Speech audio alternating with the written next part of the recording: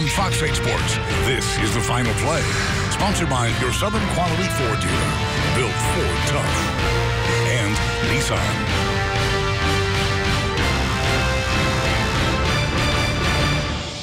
Home field advantage ain't what it used to be. At least for this wild card weekend, it wasn't. The Chicago Bears became the third home team to lose in 36 hours, and they have a double doink to thank for their season being over. Fourth quarter, Eagles down 15-10, but Nick Foles got them ahead on this touchdown throw to Golden Tate the third. Philly up 16-15. The Bears got themselves into field goal position with a few seconds left, only to painfully watch from 43 yards out. Cody Parkey hit the upright and then the crossbar and out, giving the Eagles a 16-15 win.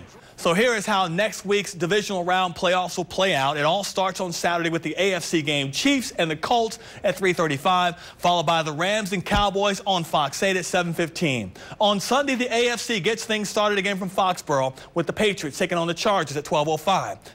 At 1 o'clock on Sunday, a special Saints playoff edition of Fox 8 Live Tailgate live from the Dome. It's a 2-hour edition, and then the Saints and Eagles will play the afternoon game, kicking off inside the Superdome at 3:40.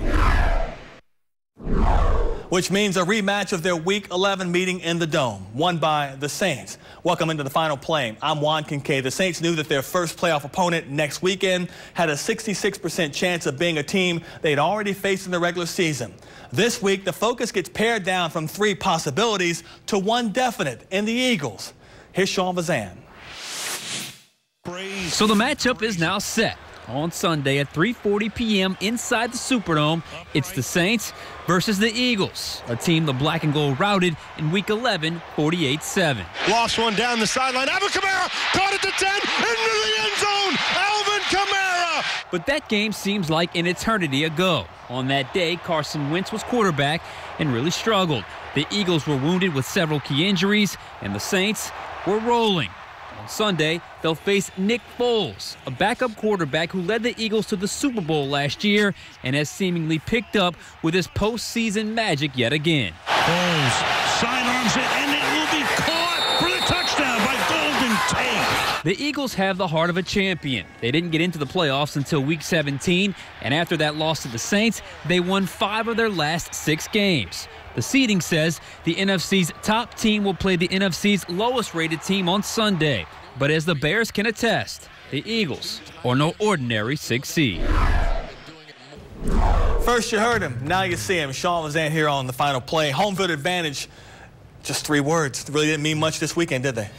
No, what is it, the 3 road teams won? Yes. But that was fine for the wild card round. We'll see what happens in the divisional round, but the Philadelphia Eagles, that is a tough team coming to the Superdome on Sunday. How much is this maybe a wake-up call for the Saints in that, look, they're comfortable at home, they played well at home this year, but they lost their last game at home against Carolina. So as we go into this divisional round game, you can't be too kind of calm here and thinking that everything's going to work out for you because you're at home. Yeah, I think that's all out the window. I think the urgency is very real. It's win or go home. Yeah. And in this case, win or stay home. So I think, look, they'll have the right sense of urgency. They'll have the right sort of mindset as they enter this building on Sunday. This game they played last week, as I said earlier in the piece, the game they played against the Eagles last time feels like an eternity ago.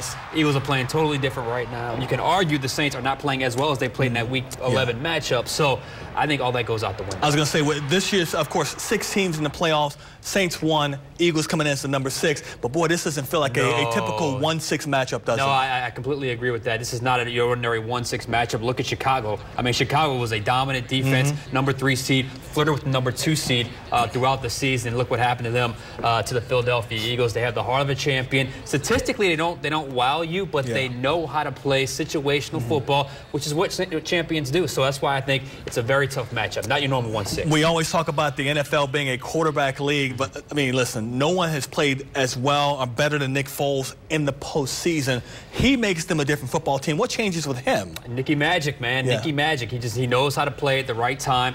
He's got got that postseason magic, as we said earlier in the piece.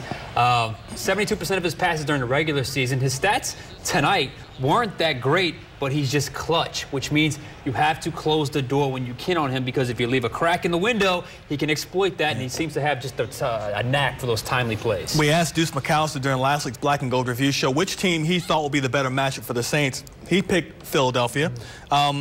Is there something about this Eagles team that seems like they are the better matchup as a whole for the Saints? I think it's a better matchup for the Saints pass catchers than anyone else they would have played in this first and that's with Ginn back. Round. That's with Ginn back. I think the Saints wide receivers match up better against this Eagles secondary than perhaps they would have against any other secondary. We saw what happened when they played the Cowboys a couple weeks ago. So I think that's a good matchup. It's certainly not easy, but it's a better matchup for the Saints wide receivers. We're always looking for advantages on the field. So the receivers is a matchup that you think is an advantage for the Saints. Where else do they have the advantage in this game? Well, they still got old number 9, as far as I'm concerned. So he is dynamite at home in the playoffs. I know it doesn't guarantee you victory when you play at home in the playoffs, but still, the Saints' track record speaks for itself. So they still have number 9. I'll still take him until he proves us otherwise. I hear that. One last thing. Bulletin board material. There's a few things that the Eagles have on their side. Malcolm Jenkins giving a little salute to Sean Payton after they beat the Eagles here 48-7. And, of course, last year in the playoffs, Alvin Kamara basically saying we would beat the Eagles if we were playing them in the next round. They lost to Minnesota, of course. I would imagine, and it's a long calendar year away from that, but players remember things that are said, things that are done the previous time out until the ball is snapped the next time. You and I have been in this business a long time. We're going to ask every one of these players if they still think about that stuff. Every one of them will say no. But every one of them will be lying, because I guarantee this is going to be on a bulletin board in both locker rooms. The storylines for this game are really good from our purposes. So I think it's going to be a really good matchup. I'm intrigued. I'm excited for this week. Saints win this playoff game and go to the NFC Championship game? I'm going to say yes, they win. I think they're too good at home. I'll say that. I think they're talented. That's Sean Bazan here on Fox 8. Sean, thank you. All right. And, of course, this reminder, Deuce McAllister will preview the matchup tomorrow beginning at 8 a.m. with his Black and Gold Rewind, and later that same day at 5 o'clock with his 2-minute drill. We'll, of course, wrap up the day with Deuce on the Black and Gold Review Show. Start submitting questions to us by using the Final Word feature on your FinalPlay app. Coming up on the Final Play, LSU's season ended with a bang and a win in the Fiesta Bowl. So what's next for the Tigers? And should we expect bigger and better things from Ed Orgeron's team next season? We'll discuss that coming up.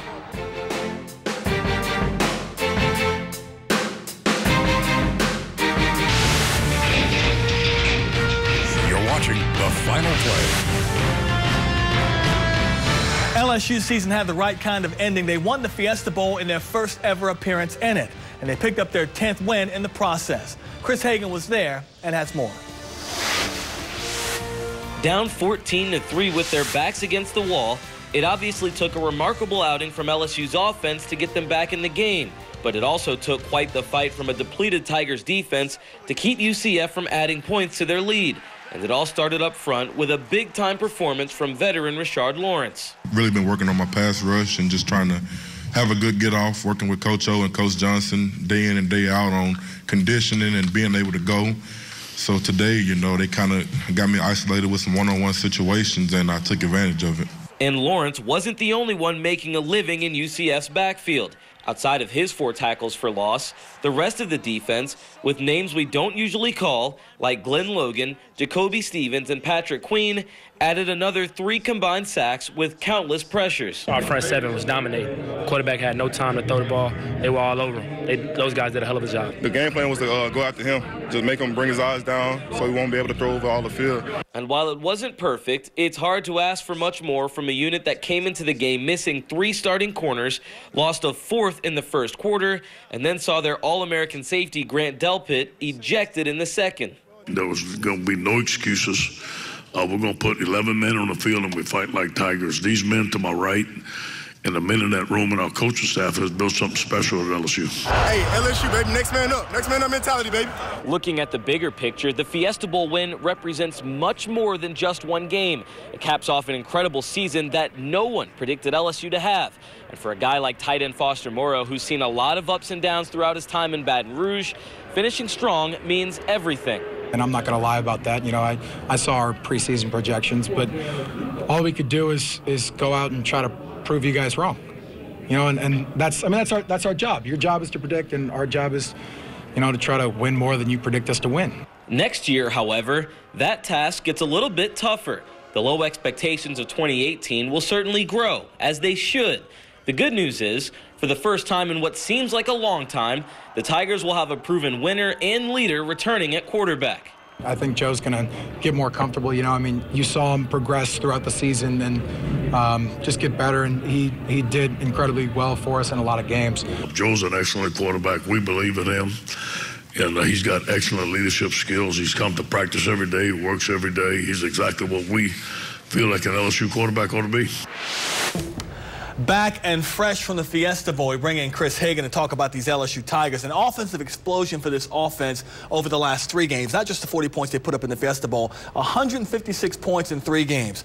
Is this the offense that we've all been waiting for and we should expect to see down the line? I think it's certainly the passing game that LSU's been waiting for. And Ed Orgeron alludes to that after the Fiesta Bowl, saying this is what they knew they were capable of, not just with Joe Burrow, but the talent is there at wide receiver, man. And when you look at Justin Jefferson and Jamar Chase and what they were able to do, and a guy like Derek Dillon, who's, you know, when he gets the ball in his hands, can do some special things. I think this is what LSU is expecting. I will say, you're facing a UCF team that's not great in run defense. You're facing a Texas A&M team that wasn't tremendous defensively, and the game also goes to 7 overtime, so that pads your stats a little bit.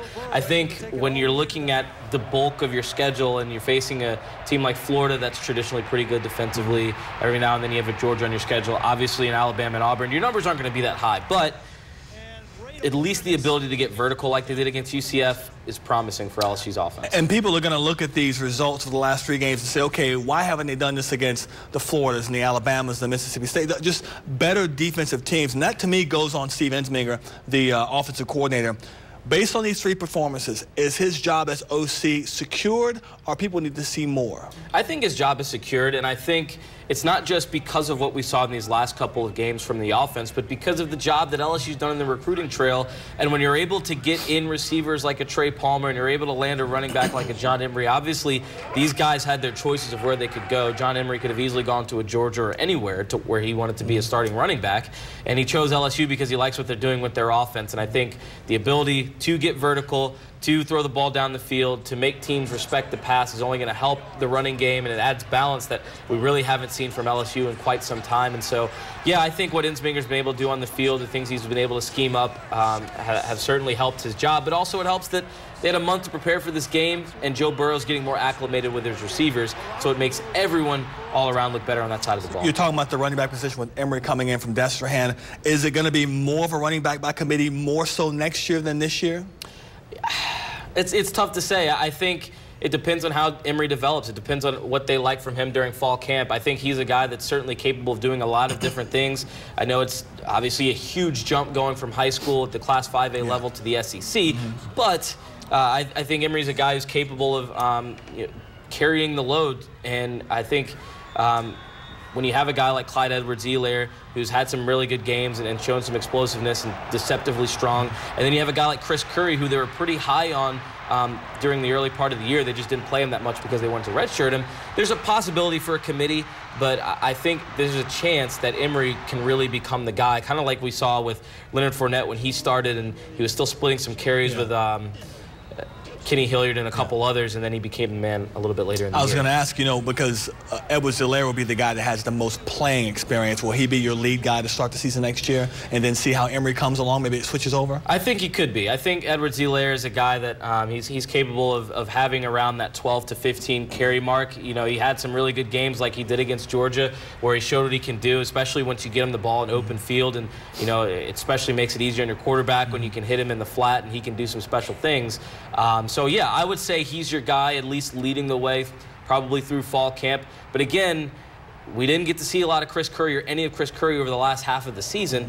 I think he's a guy they still like, and from the little bit we saw either in practice or in some limited game action, he's a guy that you know, can sneak up and take some carries. On the other side of the ball, Devin White hasn't made a decision yet, but we expect it very, very soon. Does he return? I know he loves LSU, loves playing college football, loves the college atmosphere, but he's going to be a first-round pick, a top 10 pick, I top 5. fully expect him to be gone next year. And look, it's nothing against Devin White or his love for LSU. He obviously loves at school. He didn't have to play in the Fiesta Bowl, but I think the thing that stands out with me with Devin White was when he said he's going to sit down with his mother and have a conversation with her and do what's best for her and his family. And that's going to be going to the NFL. The guy's giving it his all, and it's not a situation where I think he leaves a hole or a big void at linebacker. Obviously, not a lot of guys can do what Devin White does, but there's promising play behind him when you look at what Patrick Queen was able to do in that Fiesta Bowl. And a guy like Jacob Phillips, who Coach Aranda, the defensive coordinator, is big on and said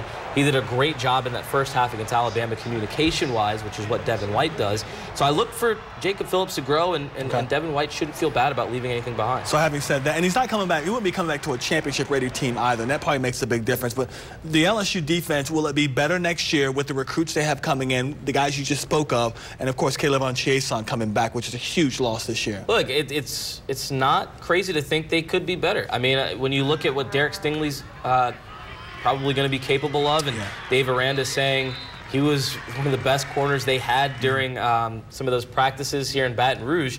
He's got a guy that can step in at corner. Kerry Vincent had an outstanding Fiesta Bowl. I don't think anybody's talking about that as much as we should be. And Christian Fulton is another experienced player who should be back, so the secondary is going to be good. You've got Grant Delpit obviously back.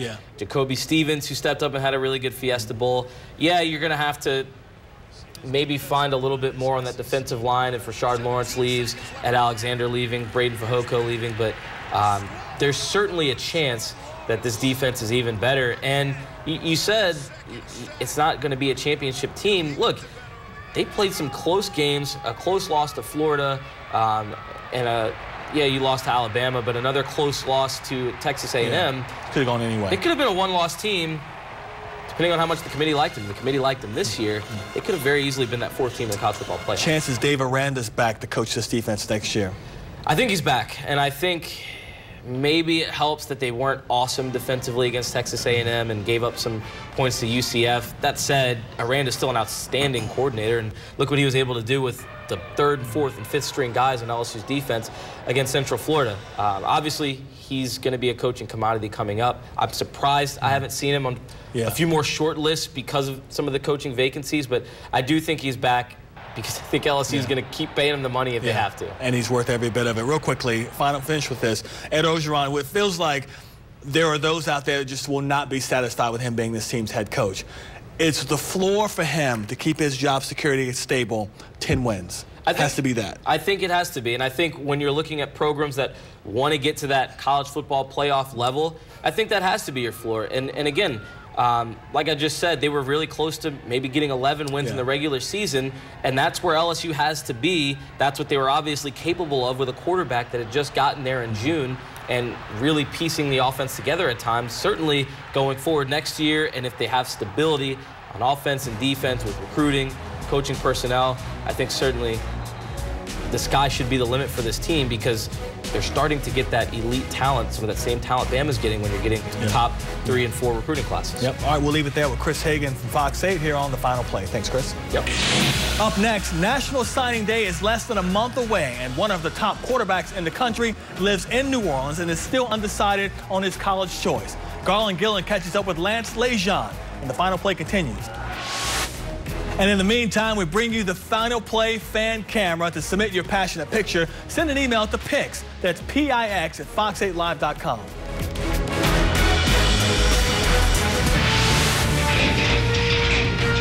You're watching The Final Play.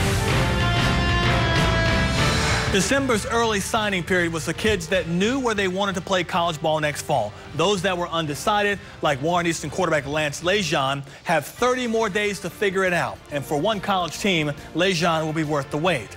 Here's Garland Gillen. Lance Lejean racked up 203 total yards with 3 touchdowns, and that still wasn't enough to unseat Carr as state champs.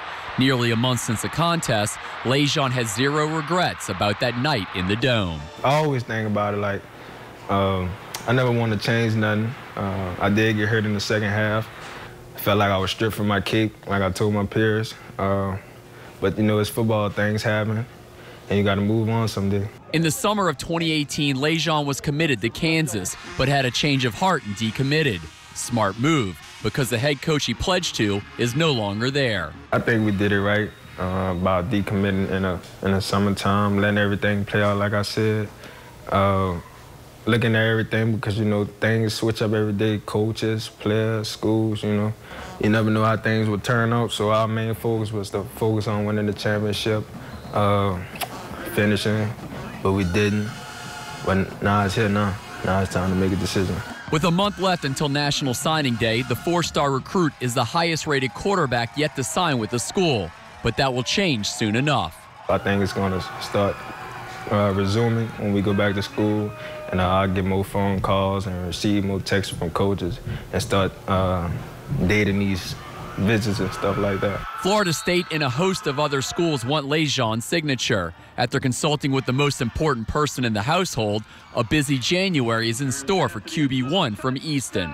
Got to get with my mom. I will be getting out this January to some visits. I don't know what schools yet, but we will be getting out. We just setting up some dates right now.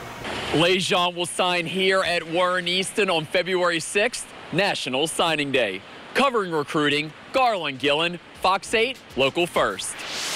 Here are some of the sought-after Louisiana players that still have to put pen to paper on National Signing Day. Defensive tackle Ishmael Sofsher from A-Mead. Wide receiver Devontae Lee, also from A-Mead. Once again, there's Lance Lejean from Warren Easton and defensive end Earl Barquette from John Ehret. National Signing Day is February 6th. Coming up, with the turn of the calendar, will we see a change in the play of the Pelicans? Can they find their winning formula, especially on the road? We'll talk Pels when the final play continues.